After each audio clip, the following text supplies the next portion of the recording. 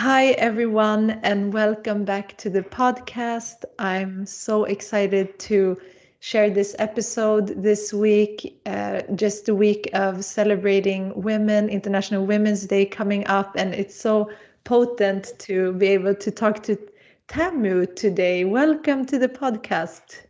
Hey, Shireen, thank you for having me. I'm so glad to be connecting with you. I'm so excited for you that this particular week you're also releasing your beautiful book, which I feel is, just the topic is so resonating with me and everything and your story as well. Women who work too much, break free Mm, from toxic productivity. So, yeah, congratulations on that. Thank you.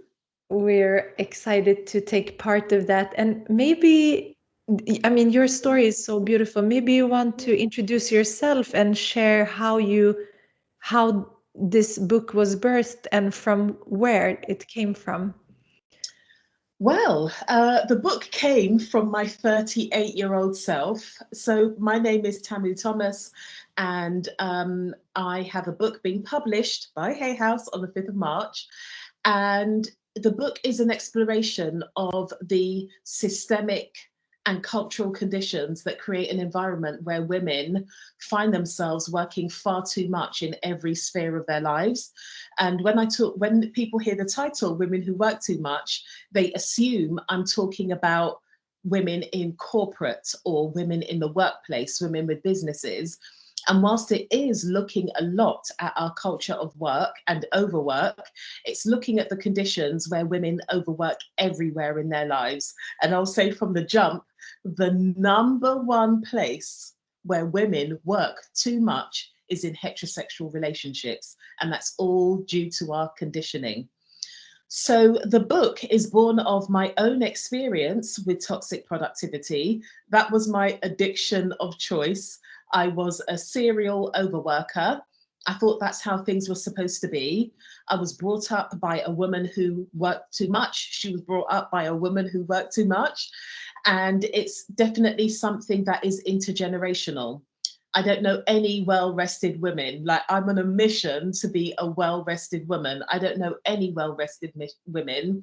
And to take it, on a serious note, the ethnic group my parents come from are either people who were enslaved on their way to the Americas, or people who were somewhere in the Caribbean or North America and brought back to Africa. So my parents are from Freetown, Sierra Leone, and it was a place where enslaved people were uh, placed to experience freedom in their continent of origin.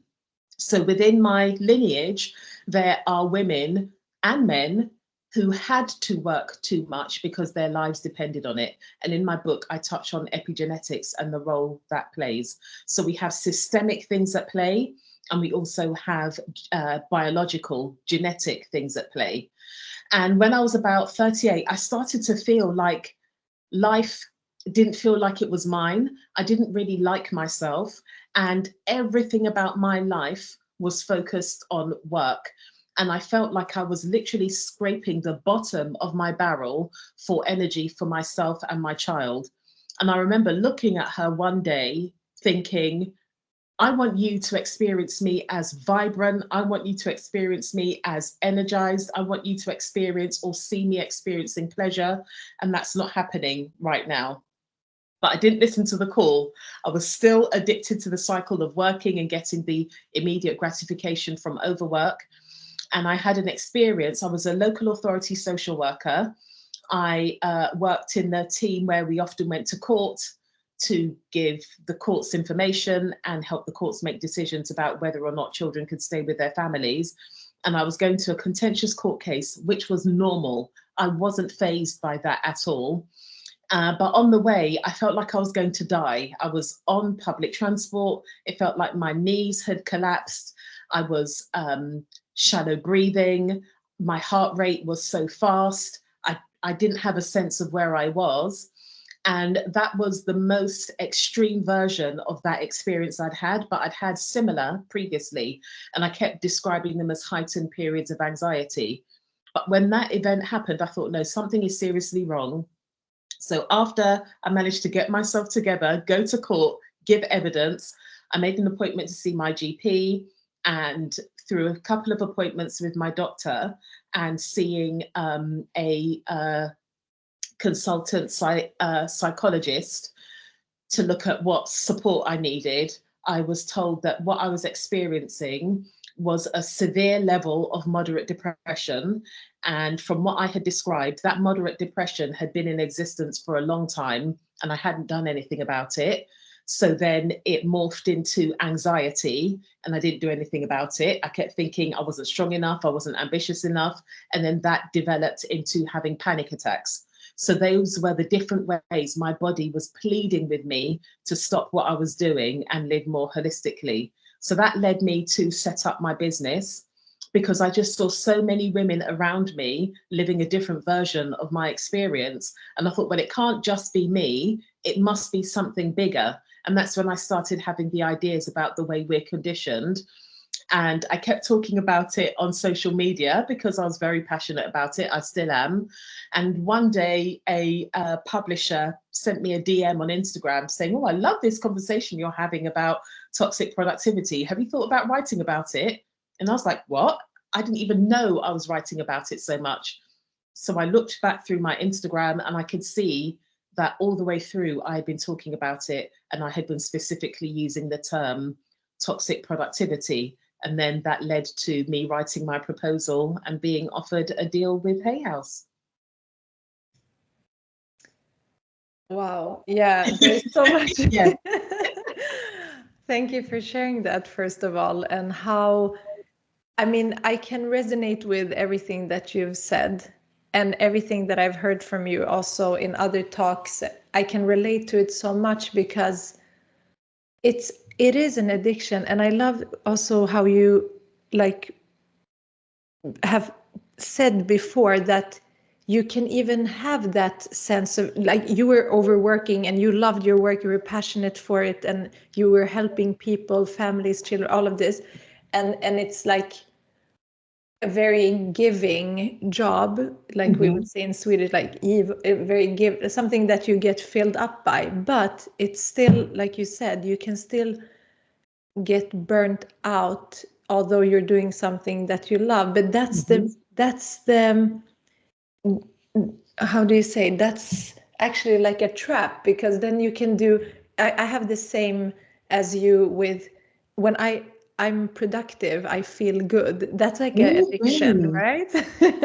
And we Yeah. have that same, and so many women are conditioned into it. And I love the intersectionality part because that resonates with me too, how the more layers you put on, like being a woman of color, having all these expectations, being maybe not in a certain environment, it everything adds on.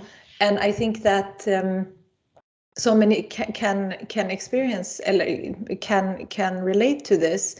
And this toxic productivity, now that we are approaching International Women's Day, I feel like there has been, because I also work from the spiritual religious side of it with my background, I see that there are thousands of years of conditioning and reconditioning. And what's happening is that this first wave of feminism in the West, which I also cleared up in a different episode, that we still don't have the same, we don't have equality in anywhere still. It looks like we have it, but we women are still second class citizens. So of course we overwork, we do too much, and it's still, I love also what you just said and what employers and others need to know with intersectionality, that we have generational trauma, which I can see in myself, grown up in Sweden with my Kurdish background. Like you said, my mother, my grandmother, I can see that coming through me. And we are not wired in the same way, maybe, as our environment. That's why I can see my whole surroundings saying, how do you do this? How do you have time for this? I don't know, but I'm still doing it. So I'm still in it. That's why I need this book, because I feel like although I have that my spiritual side has helped me to balance that, but it's still something we have to work with. And did you find that, how long did it take for you to really like recover? So your story, when this happened to you, did you stop working? How did you transition into your own way of working, your entrepreneurship? Because that's also a big part of your journey Yeah. now. Yeah. Well, I'd like to say, like any addiction, you are in recovery, and you're in recovery for life. If you speak to somebody who is addicted to substances, alcohol, drugs, whatever the case may be, you're never out of recovery. The journey of recovery is lifelong. So I still have those tendencies. I still have those drives to overwork. And the thing is, I know it's there. I'm conscious of it. And even when it starts to happen subconsciously, I know the signs so I can see what I'm doing and then start making conscious choices about how I respond rather than reacting according to those old patterns. So when we talk about neural rewiring, like creating new neural pathways, what neuroscience shows us is that we're not actually creating brand new pathways, we're overwriting the old pathways. So if you're not mindful, that tried and tested pathway is much easier to go down to. So you have to consciously bring yourself up to your new standard, your new operating system, so to speak.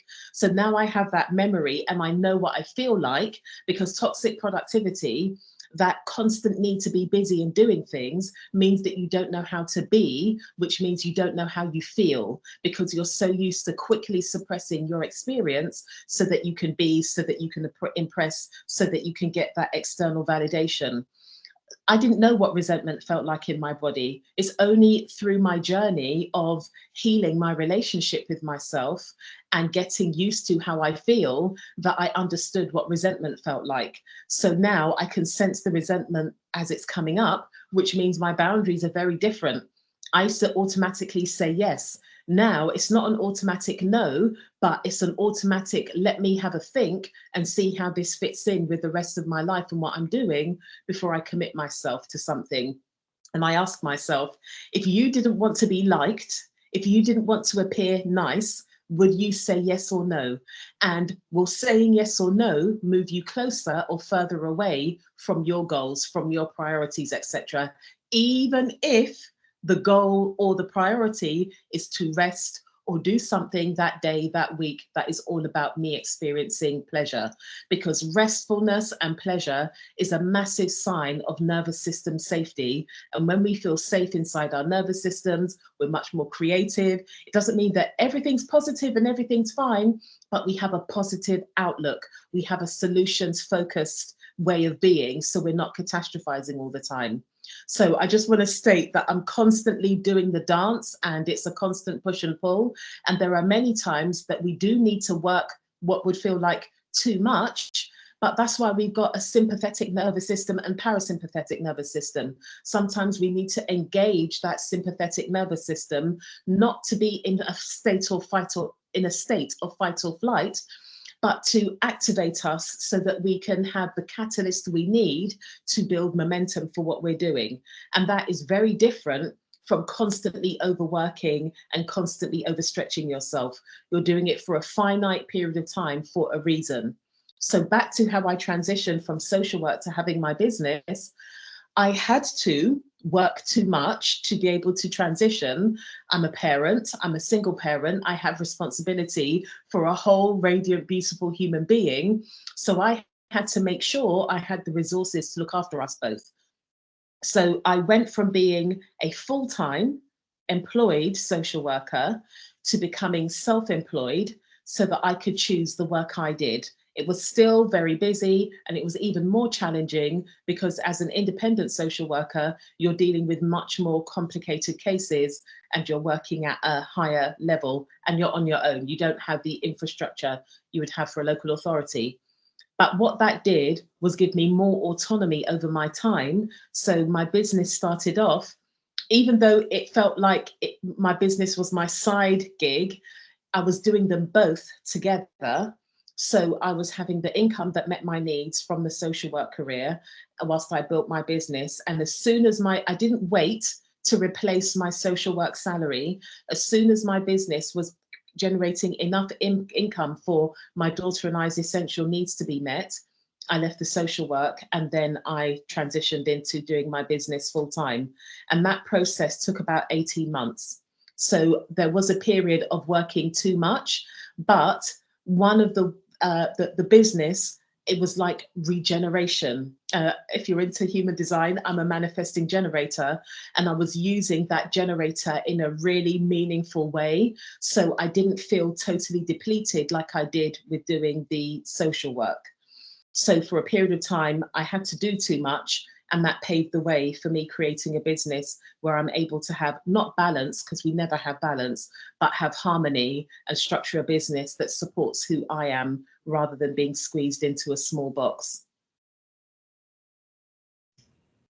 Yeah, that's what a journey, and to find that balance. And sometimes maybe we feel like, I don't know if you agree with this, but let's say there is this empowerment now that we feel just as individual more autonomous. It feels like the work life has changed a little bit. It has become more and more individualized and also a little bit more flexible in certain sectors, not all. Mm-hmm. But that also leads us to want even more. And then, but can that also, how can one not chronically overwork? Because what I hear from entrepreneurs, it's really, it can become very maybe again it's a lot of giving back to yourself, but Mm-hmm. it can still become, how do you, I love this bit about there's an empowerment piece, especially now when we feel more empowered to do our own thing, but also balancing that with not overworking for chronically, like you Yeah. said, just for a period of time. How do we make sure that we're not doing that? Well, for me, and what I encourage my clients to do, is to set your own success metrics. So, a lot of the chronic overworking arises because we have got goals and aspirations that aren't necessarily of our own. So, when I first came into the coaching industry, everybody was talking about having a six-figure business. Then it became multi-six-figure. Now it's a seven-figure business. Now, I'm sure you will get this because of the work you do. I know that it is probable, I believe it's within my destiny that I will have a seven-figure business just because of who I am and what I do. But my intention is not to have a seven-figure business. That's not my success metric. My success metric is me feeling satisfied, fulfilled, and at peace. When I say that I'm on a mission to be a well-rested woman, I want to create work, or I'm in the process of creating work that supports that. So for me, it's much more important that I'm creating the income I need to create and the type of work I need to create. That means I work 3 days a week. That means during the day 25 to 28 of my cycle, when I get really tired, I can have a nap in the middle of the day if I feel like it. I want a business that is spacious enough for me to have my 2 magnesium salt baths in the middle of the day. I don't want to squeeze that in to the end of the night. When it's a particularly beautiful day, I want to walk and meet my daughter from college so that we can walk home together. If I want to be able to go and journal in the peace garden in my local park because it is so beautiful, and me watching the relationship between the bees and the butterflies and the birds is something that gives me a lot of joy. So when I'm talking about breaking free from toxic productivity and finding your joy, if we utilize and look at our joy and our pleasure and what feels like satiating and tingly as our success metric, a lot of us aren't going to get caught up in busying ourselves to reach these 7-figure, multi-8-figure milestones. That does require a lot of work. Shireen, I have calculated down to the penny. I know what a satiating, sensual, wholehearted, yes feeling life, I know how much that will cost me. And that is what I'm aiming for. I just know that there is more for me, but I am not going to overwork and overextend myself in the pursuit of that, because that's not my aim. That's beautifully put. And I think you give also perspective, because I feel like when you put these goals and aims without the whole picture, it's like a metric that is only numerical. Mm-hmm. It doesn't say anything else about that end goal, like everything around it, the soft values. And Mm-hmm. I love that, because it feels like some have that drive to do whatever it takes, but it's like on of the cost for something else. You have to release something else. So I love that you also bring in, because the talk I listened to today with you also bring in that pleasure, how pleasure and that sensation, since you worked a lot with the nervous system and Mm-hmm. vagus nerve and all of that, how that comes in. And I mean, we can all feel when we are not balanced in our body. Maybe it's also some women who are listening today might be almost in that state which you explained, but maybe we're not aware enough. Like, what are important symptoms or signs that we are overextending ourselves, and how can we then come back, would you think? Especially like from your book, I guess there's a lot of just good facts and tools for that. But Yeah. yeah, what is your tips? Well, you find yourself saying should a lot. I should do, I should do. So, should is a word. We often feel like we can't say no. So, I hear women saying things like, I'm exhausted, but I've got to go to this thing, I've got to show my face. So, it's that kind of narrative. It is when I will say we feel unsafe to rest, and people be like, what do you mean I feel unsafe to rest? When somebody is sitting down resting, they feel guilty, they feel ashamed. I should be using my time productively. I shouldn't waste the day, even though their body is calling out for them to have rest that is beyond sleep. And rest doesn't mean just sitting down doing nothing. It could be, Dr. Sandra Dalton has got a TED talk about the 7 types of rest. It could be creative rest, going to an art gallery, talk like what I do, going to my local peace garden and doing my journal there because I'm surrounded by beauty. It could be having a social media or tech break, like staying away from tech. There are so many different ways we can do this, but it's when we feel like we can't. It's when we feel like we can't stop working. So if we're at home, we know there's always a job to be done, but is your house going to fall apart because you decided not to clean the bathroom today? Probably not. So it's about moving away from this obsessive compulsive need to be doing something. It's those women who are offering to help when they're drowning themselves. They can barely keep up with what they're doing.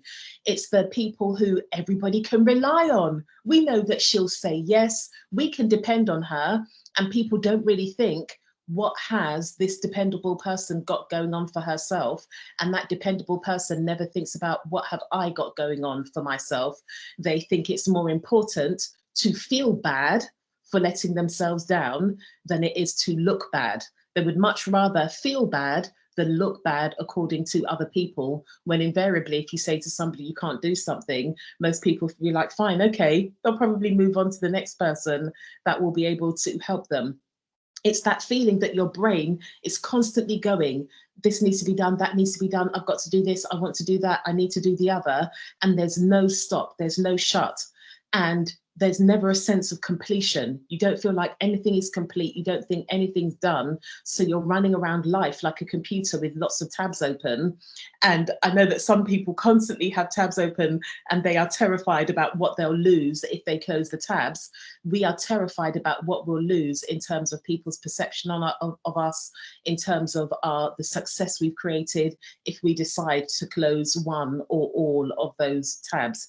It's a belief that now is your chance, and if you don't seize the opportunity now, you're never going to have that opportunity again, which just isn't true. Yeah, great insights. And I think many of us can relate to a lot of those signs and symptoms. And like you said, it feels kind of like not accepting the space and time restriction somehow, because Hmm.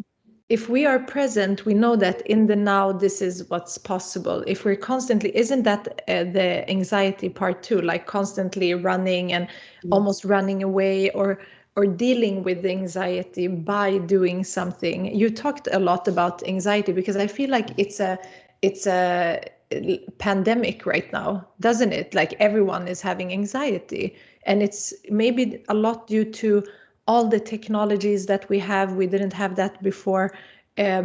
These expectations, because this was the thing again. If we go back to thinking about this wave of feminism that came in, especially in the West, due to labor force and all of that, it kind of, because we spoke yesterday about it, in a different podcast, about the traditionally female jobs that are still underpaid and all of that, but Hmm. just in general, that we, it's still like something, maybe like you said, if things go in generations, we know that one time we were not able to do the things that we are doing today. So maybe that's also like triggering, but we don't know it. But we live in a society where we can do anything and not be like stopped by anyone. But Yeah. it's kind of like we are moving into I feel like the new wave,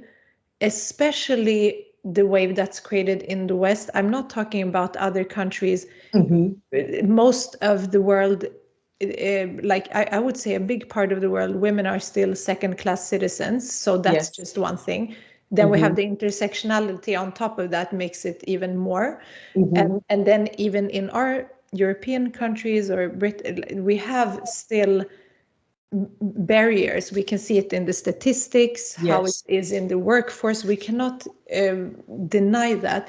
But then we also have this space where many individual women or organizations are doing a lot of progress, which also, for example, with your book, I feel like that's one pillar of this new wave of also stepping back and say, I don't need to do everything right now. I don't need to be try to, like, it's just that we are Yeah. releasing the masculine part of what it means to be full in Yeah. ourselves, right? Yeah.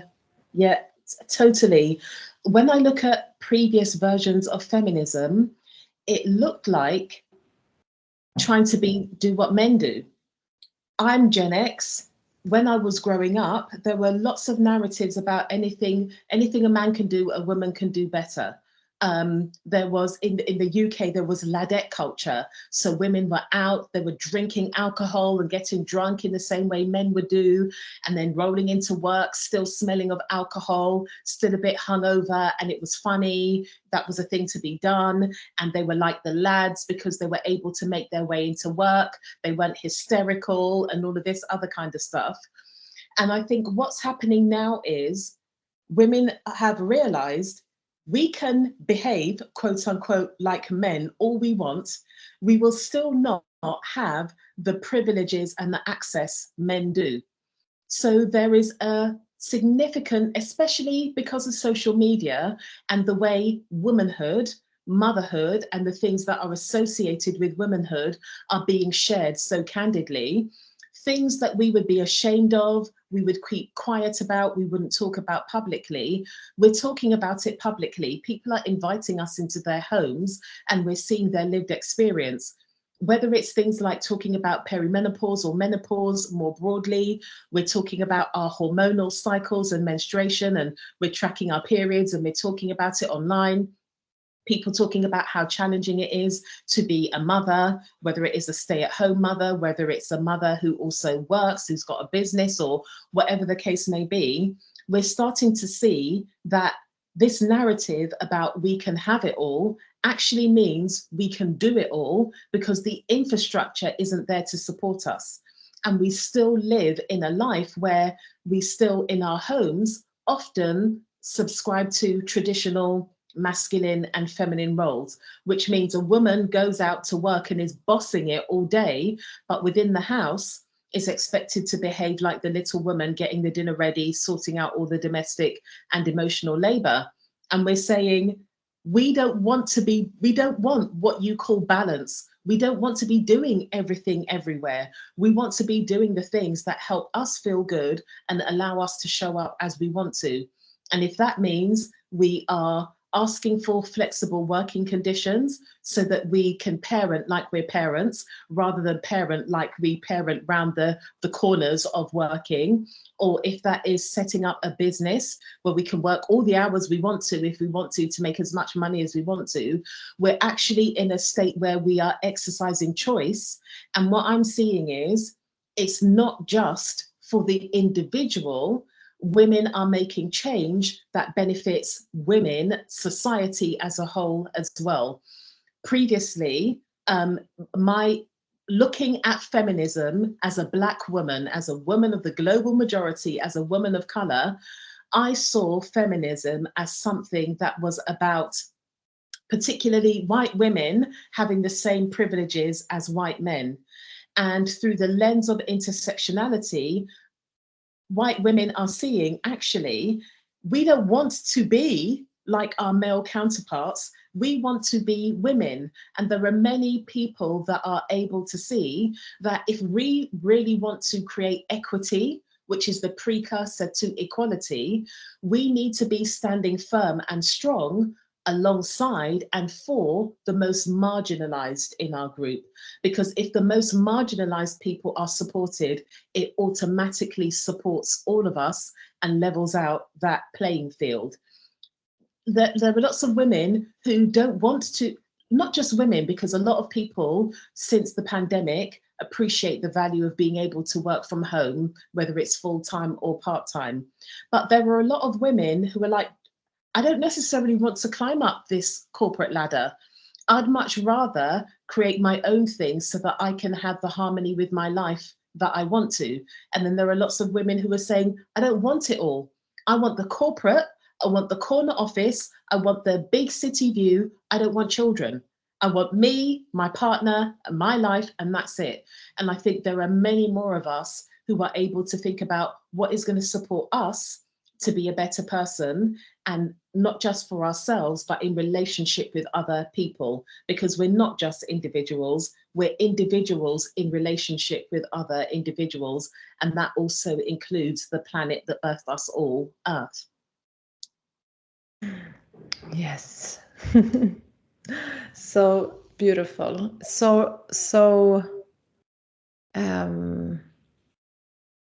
I mean, there's so much that you said that was just beautiful. How also it's about not having one mold that is right, and the image that we've grown up with, what it means to be a strong, empowered. It can be so many different things, and we have different, like you said, the equity part. We have different places where we start from, and there's a choice. And we spoke about this too, like how do you balance?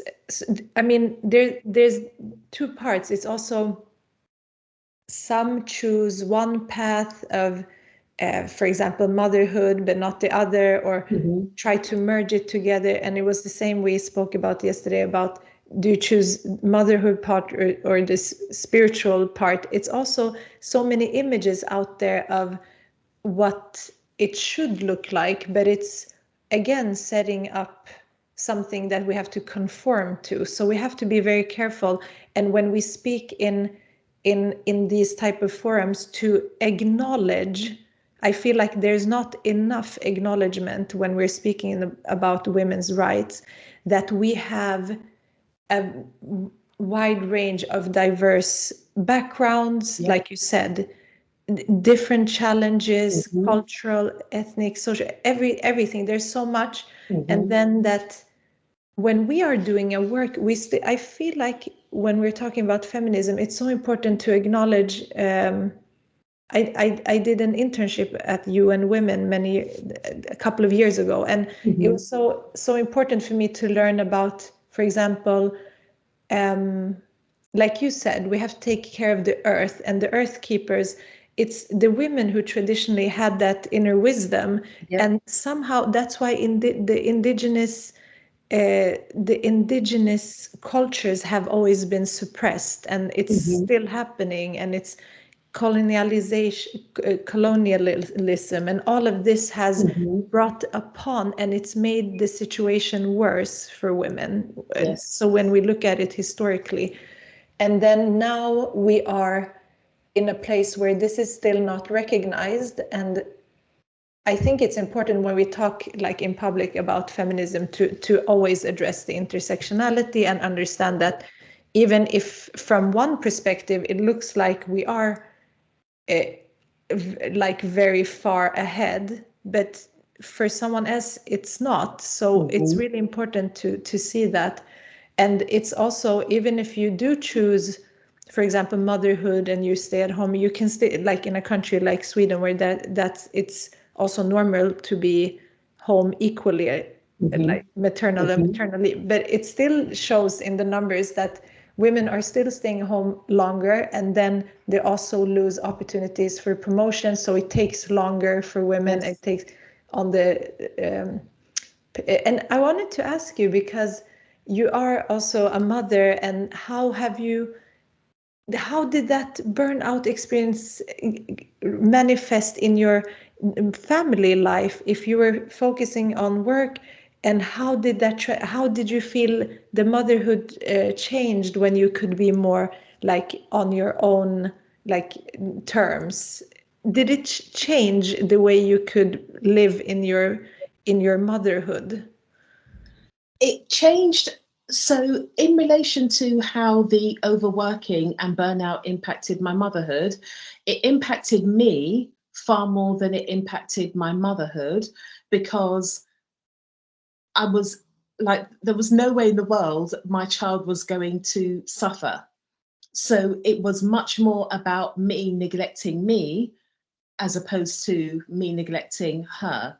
However, what did change is that I became more present in my parenting, and it meant that after school care and things like that weren't needed because I was available for the school pickups and stuff. And what I know to be true, not even what I know to be true, what is a fact, I was a lot more irritated by little things when I was stressed out because I didn't have the capacity. Being a social worker, being the person I am, I was able to contain that irritation somewhat, but we know energetics, energy is strong. So my child probably did feel my irritation, even though I was trying to conceal it. But that irritation melted away. So I wasn't having the internal wrangling of catching the irritation and suppressing it, because I wasn't really irritated at my child doing the things that children are supposed to do. I was irritated because I was depleted and therefore didn't have the capacity. So that was the biggest impact it had. And it also meant that I wasn't able to make what I would say like loving choices for myself. And I wasn't able to role model that to my child. However, I was able to remedy that because I was able to leave full time working. I learned what boundaries are. And I was very, like, I've always been mindful about what I role modeled to her. But I think the energetics of it changed because energetically I was different. I had so much more spaciousness and flexibility.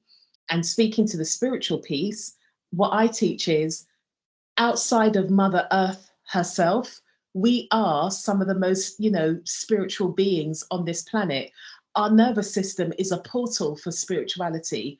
When we talk about things like the law of attraction, as much as I think some people teach it in quite a toxic way, the principles are it's about the law of radiation. It's about being what you want to experience. If you want to experience love, you're being love, you're radiating love. If you want to experience abundance, you're being abundant, you're radiating abundance. Having a regulated nervous system, and that doesn't mean it's calm and everything is dandy all day long. It means that the nervous system is flexible enough to expand and contract, supports us with the manifestation, with the things we want to birth into this world. It supports us with the law of attraction and the other universal laws. So when we're doing the things like whether it's breath work, meditation, yoga, journaling, somatic movement practices, when we are doing our gratitude practices and all those sorts of things, they help to regulate our nervous system and widen our capacity, widen our window of tolerance.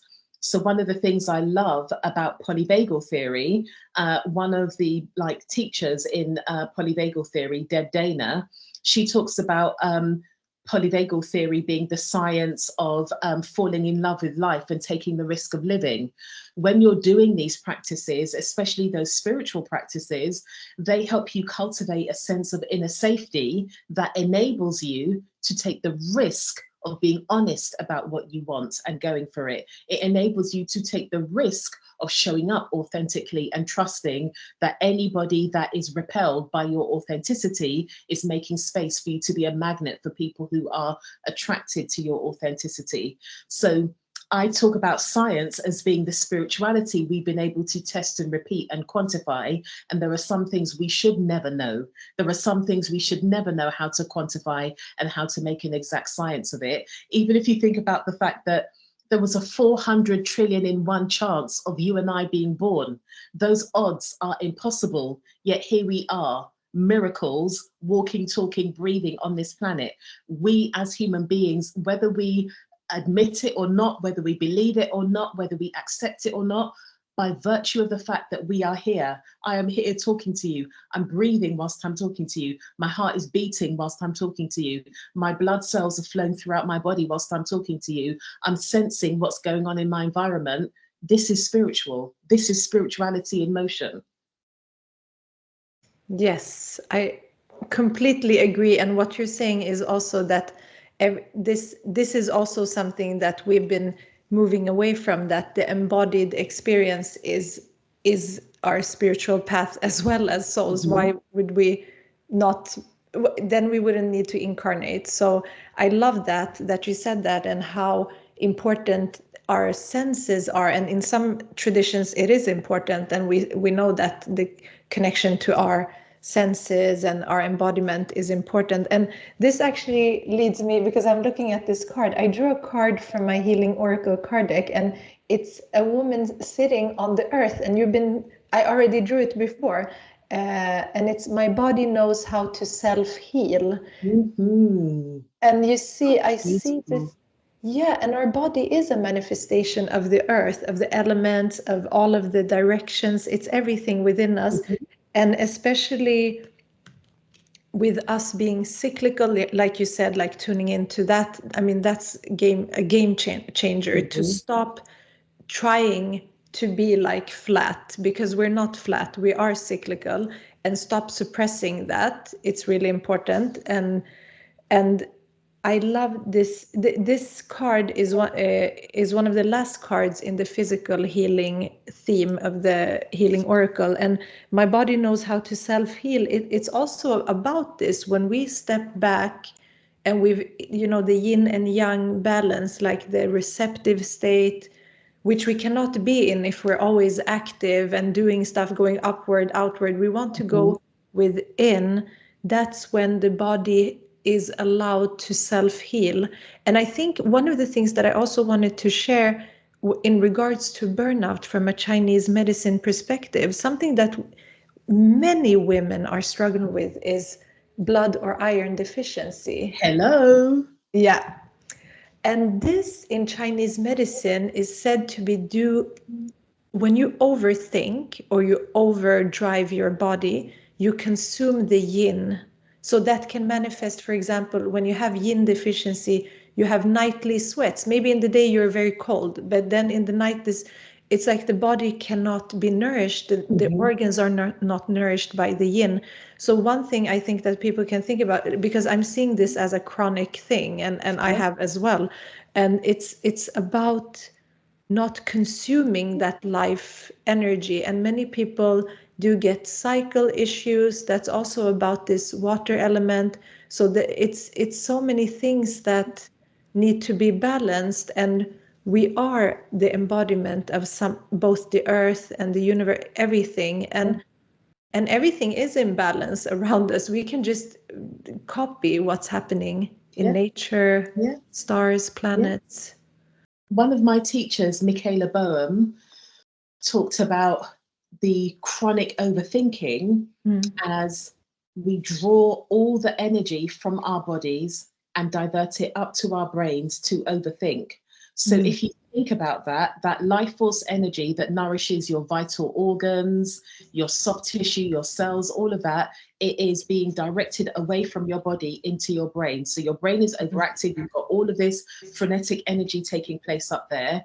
And it got me thinking. I like to think in threes: mind, body, spirit, mind, body, soul, however you like to respond to it.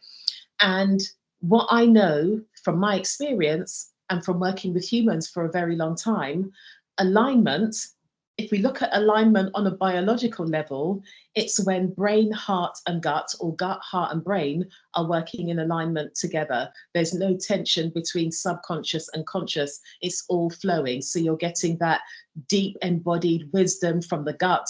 You're getting that courage and that opening from the heart. And then you're getting the processing and the logic. All of that is working in tandem. The way we operate, because of our conditioning, we hear about things like mindset work, mind over matter, as if your body is a lump of moving matter. We have been conditioned to separate our brains from our body, when actually your brain is an organ within your body. And movement practices, self-touch, meditation, all of those sorts of practices start to create trust between your brain, your heart, and your gut, because we operate in a way where your heart and your gut are like, I don't trust that brain, because we give that brain divine wisdom that has been cultivated over millennia, and our brain says, I want to keep banging my head against the brick wall of logic. So there's a lot of mistrust that happens because of our conditioning. So these practices you're talking about, one of my healing modalities that I engaged in, healing my relationship with myself, was Chinese medicine. So I would have weekly acupuncture and lymphatic drainage massage. And when I went to see the doctor initially, she kept being really worried, saying about my ovaries. And I was like, listen, I'm 45. My ovaries aren't supposed to be like what they were like years ago. But she kept saying, her English wasn't very good, but she kept saying, bad blood, this is bad blood. And she explained to me how the anxiety, chronic overthinking, and overworking was depleting my iron, vitamin D, like you name it, I was low in it. So a lot of our work was around that. And the number one piece of medicine, or the number one medication she prescribed to me, was sleep. Sleep. It wasn't all of these hacks and this, and it was sleep, because that's where our body has the opportunity to restore, to replenish. You talking about, self-healing, sleep is one of the best methods of self-healing. So now I don't play about my sleep and my sleep routine. If it's going to interfere with my sleep, it has to be really important, otherwise I'm not doing it. Yeah, I can only agree. The sleep, that's like my life revolves around my sleep. I'm like a baby. I need to go early and then have enough hours. And I think we've been also conditioned to like, yeah, you can have 6 7 hours, but no. And women, we need, I mean, I feel the best when I have like 9 hours sleep. And it's because also when you sleep a couple of hours before midnight, then you have the most potent sleep, Yes. and the organs are replenishing. That's also the Chinese medicine, how they Yes. replenish. Then you know when you wake up, all of that has happened. If you're narrowing it down, you're not getting the optimal healing, like you said. And also, like you said, it's kind of like the body and the energy is working always together. So if you are, for example, iron deficient, it can also cause more anxiety, and then the anxiety causes more of that. So it's like a constant like Yes. balancing, and we need to. And also for people who are worriers, worrying a lot, that consumes chi. Mm-hmm. So Mm-hmm. I mean, we can feel it in our gut, it's there. Yeah. And it's when we know this, especially with the sleep as well, connected to the heart is connected to the womb, like you said, it's everything connected. Yeah. The Shen, our higher consciousness, sleeps in the heart at night. So if we, that's how Chinese medicine explains it. And if we don't have this sleep, or if we are worried, it's going to affect our sleep as well. So sometimes maybe the sleep takes time to come back to Absolutely. normality, right? Some people have, Again, it's that trust.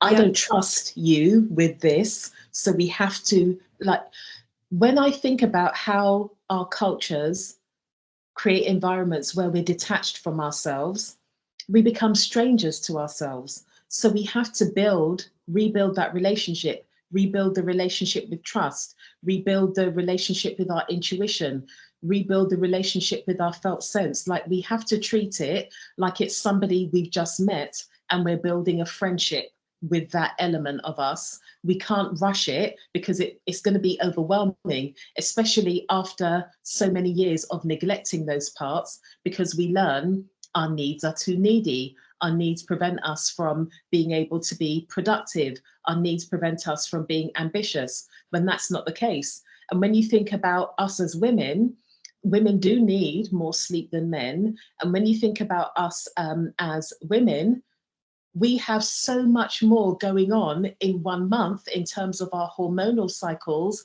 and the different processes our bodies engage in for us to, you know, because, you know, estrogen and all of that is not just about preparing for a baby. It does all sorts of other things. So we need more rest, because even when we're sitting still, our bodies are biologically, if you're a biological woman, your body is working harder than a man. A man gets a pump of testosterone every 15 minutes. We go through our spring, summer, autumn, winter, but our society conditions us to behave as if we're in spring, summer all the time, when that's just not the case. There's nothing in nature that stays the same all year round, but we expect ourselves to. We expect ourselves to be like the machines we built to make our lives easier. Instead of leaving the machines to make our lives easier, we now judge our humanity against algorithms and mechanical things, that it's making us chronically ill. We've got so many technological and medical advancements, yet we are the most stressed, the most anxious we've been in modern times. yeah, you're so right. And that spring and summer, the element of wood and fire, that's like the most imbalanced, I think, Mhm. that we have.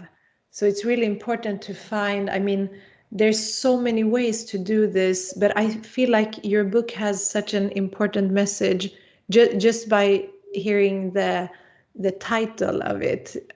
I think it can be resonate with so many out there. So I hope Mm. that this podcast and also your message and your work can help others, because when we are shifting as well, like you said, and we're so connected to the earth, so whatever our body is doing, we're integrating it into earth, and the opposite as Yeah. well. I think that this is so important, and I'm excited to just, yeah, tell us how we can find the book, and also what you're offering right now, that for people who want to connect with you.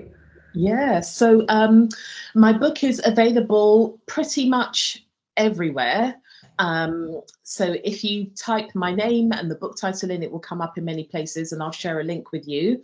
I've got an Amazon link that will convert to whichever country you're in.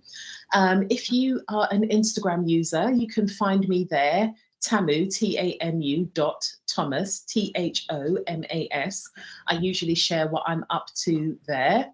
At the moment, I am honouring my season and I'm slowing right down. So, in terms of work offerings, the thing I have available at the moment is my Life and Business Sanctuary membership group, which is helping women to create a sturdy foundation for themselves and their businesses. Yeah, I'm going to have some one-to-one spaces open at the beginning of the summer. But for now, my focus is not just being present for the book launch process. I want to have the space to enjoy it as well. Mm. That's really important, and I think that it's you put a lot into it. It's a birthing and then the resting afterwards, at least Yes. for 40 days, right? Yes. To Yes. come back to. Yes. It Yes. makes sense. But I'm so grateful for the time and your wisdom that you have given to us all today. And I want to congratulate you again. And I recommend everyone to check out Tamu's Instagram page. And also I'll put all your links in the show notes.